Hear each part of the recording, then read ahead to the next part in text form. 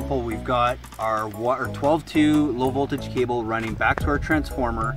We're gonna hook up this light, but we've got more lights down the road. So this is how we're gonna use this. So again, you've still got your 2 wires at every single fixture. So you're still gonna need 2 connectors. What we're gonna do now is we're gonna cut into this 12-2 wire, and then we're gonna strip the ends to our wire that's going out to the next light. So we're gonna strip that. And then our 12-2 that we just cut that's coming in from the transformer, we're gonna strip that as well. And then that's gonna make up our connections for this light. So we still are using the same snap block connectors, except now instead of the 2 wires we just talked about at the end of the line, we're gonna keep this line going. So we're gonna have 3 wires going into each one. So we've got our wire coming from the transformer, we've got our wire that's going out, and then we've got our wire to our fixtures. So how we're going to do that is same as we did before. We're going to take one of our 12-2 wires that's going out, and that's going to go into one of the ports. Then we've got our 12-2 wire coming in, that's going to go into one of the ports, and then we're going to take one of the wires from our lighting fixture and we're going to throw that into the small port. We're going to snap that tight, we're going to wrap that up with some tape, and then we've got another connection. So same thing, we're going to repeat. We've got our wire that goes out to the next fixture, is going to go in one of the large ports. We've got our wire that's coming from our transformer, that's going to go into one of the large ports, because we've got to keep that line going. So that's how we keep that line going.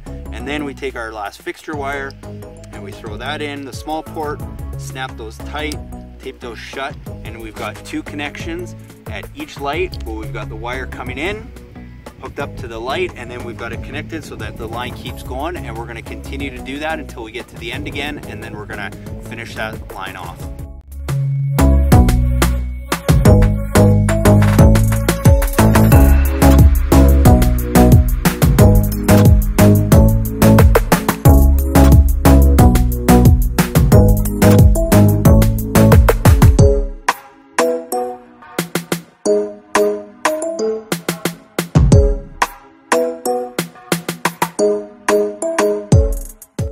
I get asked all the time about wiring, and I'll show you.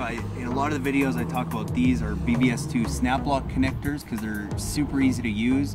There's a couple different ports on them, but I'll explain 2 scenarios here. So one, here we are, I've got my wire going to the transformer, and then this is the last light on our lines. So I'm not gonna have to keep this wire going anywhere, so I'm only gonna have 2 wires that have to go into this connection. So I'm gonna have the 2 wires that come from the fixture, and then I've got my 2 wires coming in from my 12-2 cable. So you can still use these connections. All you have to do is there's just less ports. So there's 3 on here.